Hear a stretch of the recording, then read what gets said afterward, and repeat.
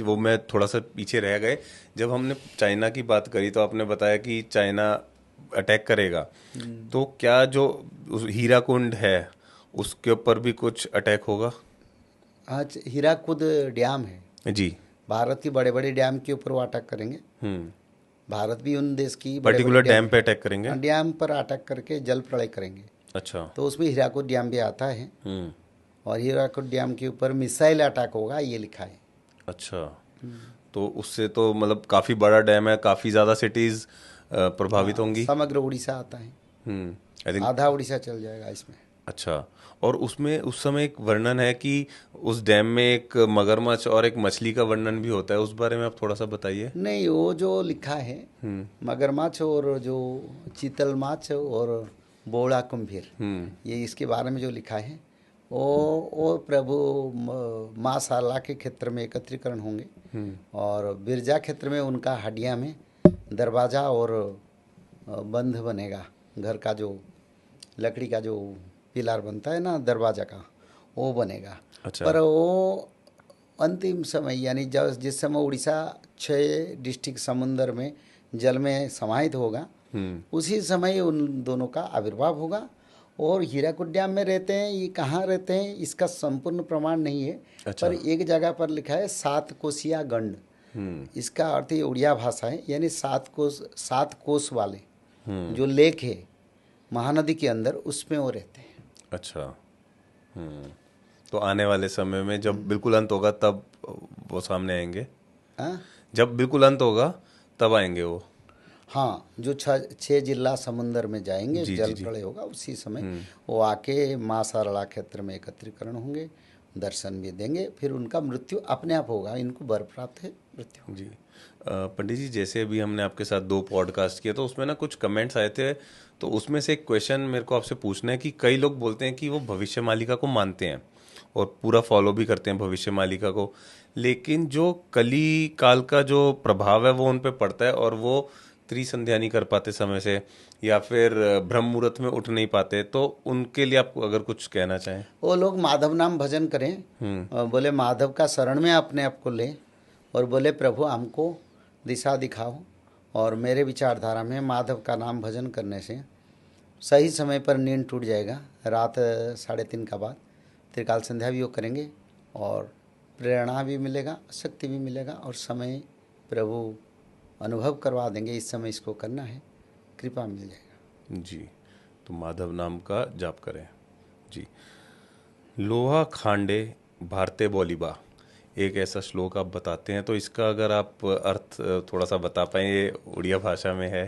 पूर्व पश्चिम रंग वर्ण है वो गिरिमाला चमक्यो, यानी पूर्व और पश्चिम आसमान लाल रंग दिखाई देगा, रंगीमा वर्ण, लाल वर्ण दिखाई देगा। और उसी समय भारत में और विश्व में सब पहाड़ियाँ पर युद्ध भी लगेगा, अच्छा। विश्व युद्ध अच्छा। सारा विश्व में लगेगा। और उसी समय भारत में सिविल वार होगा, जिसको लोहा खंडा मानव भारत ते बुलीबो, यानी जो तलवार लोहे का वो भारत में हर मनुष्य के हाथ में दिखाई देगा, सिविल वार से रक्षा के लिए। अच्छा। और उसी समय भारत में रसिया और भारत का मिलित शासन, यानी जॉइंट मिलिट्री वर्क्स, विदेशियों को हटाने के लिए होगा, ये अच्छा। लिखा है। जी, और इसके बारे में थोड़ा सा और भी कुछ अगर आप डीप में बता सकें। हाँ, रसिया की जो वर प्राप्त किया द्वापर युग में, उस वर के कारण वो छतियावट में के लेके जगन्नाथ जी को स्थानांतर करेंगे। 7 दिन श्रीक्षेत्र बनेगा छतियावट, और रसिया की जो शासन मुख्य उनका पत्नी जगन्नाथ का सेवा में 7 दिन रहेंगे। उसका बाद रसिया का वर प्राप्त समय चल जाएगा, फिर कल्कि भगवान का लीला प्रकाश होगा, फिर सारा विश्व में कल्कि का शासन होगा, राम राज्य बनेगा, सनातन धर्म का पुनरागमन होगा, भक्त भगवान का मिलन होगा, और कल्कि को भगवान भक्तों लोग दर्शन करेंगे, दर्शन कर पाएंगे। बहुत सुंदर। उसी समय। जी। अब पंडित जी, मेरे को ना एक चीज़ और पूछनी थी कि आपने ऐसा आपके क्या थॉट आई या क्या प्रेरणा मिली आपको कि जो उड़िया भविष्य मालिका है, आपने सोचा कि वो हिंदी की जो जनता है उन तक भी पहुंचे, तो ऐसे कुछ आपको प्रेरणा मिली या कुछ थॉट आया, क्या सोच थी उसके पीछे आपकी? एक्चुअली देखिए, ये प्रभु जी का निर्देश मिले, ताकि ये पुस्तक को सारा ब्रह्मांड के लिए प्रकाश करूं। हम्म। हाँ, कई हजारों लाखों पुस्तक है भविष्य मालिका, पर मात्र मैंने उसको 120 पेज और एक 220-30 पेज में लिखा हूँ। तो इसमें कई हजारों ग्रंथों का तत्व को मैंने 40 वर्ष अनुध्यान करके लिखा हूँ, ऐसे नहीं, यानी मैंने उसको कॉपी प्रिंट नहीं कर दिया। और उसमें बहुत तत्व है जिसको जो जरूरत है मानव सभ्यता के लिए, उसको मैंने निकाला जी। जो मानव का परिवर्तन ला सकता है, धरती पर सत्ययुग निर्माण कर सकता है। जो तत्व, उसी तत्व को मैंने उस शास्त्र में लिखा है।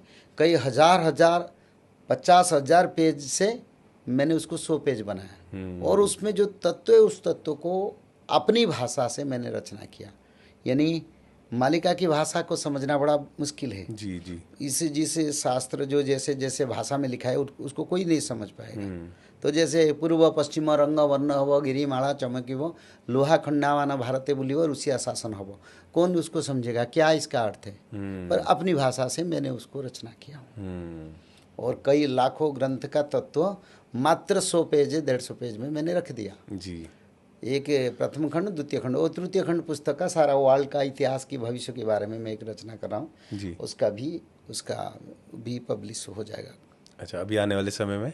आगे आने वाला समय जी जी। जनवरी से पहले अभी तो त्रिकाल संध्या पुस्तक भी उपलब्धि है जी। और भविष्य मालिका पार्ट 1 पार्ट 2 भी उपलब्धि है। और एक पुस्तक आएगा भागवत का तत्व महातत्व। अच्छा। जिसमें भागवत महापुराण 200-250 पेज में मैंने रचना कर रहा हूँ। अच्छा। यानी 1500 पेज को 200-250, ताकि लोग समझ पाएं।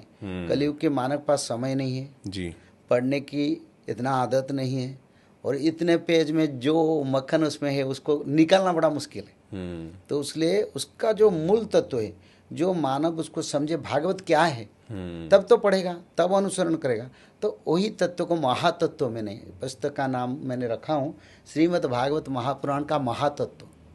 उस ग्रंथ भी पब्लिश हो जाएगा जनवरी से पहले जी। और उड़िया भागवत हिंदी भागवत में आ रहा है। अच्छा। यानी 1500 पेज का। अच्छा। उसका भी काम चला है। बहुत सुंदर। क्योंकि उड़िया भागवत आखिर भागवत है। चाहो जितने हमारे देश में परंपरा भागवत चल रहा है, उड़िया भागवत को अंतिम समय में चैतन्य भगवान के सामने जगन्नाथ दास ने रचना किया था। अच्छा। और चैतन्य भगवान ने बहुत करेक्शन किया भागवत में, ताकि ये ठीक नहीं है, क्योंकि वो तो कृष्ण है। और जहाँ जहाँ गलत था उसको सुधार दिया। वो भागवत आज तक मानव सभ्यता की पर नहीं आया है। अच्छा। सिर्फ उड़ीसा में वो चलता है। उसको सारा विश्व के भक्तों के लिए उच्चर करेंगे।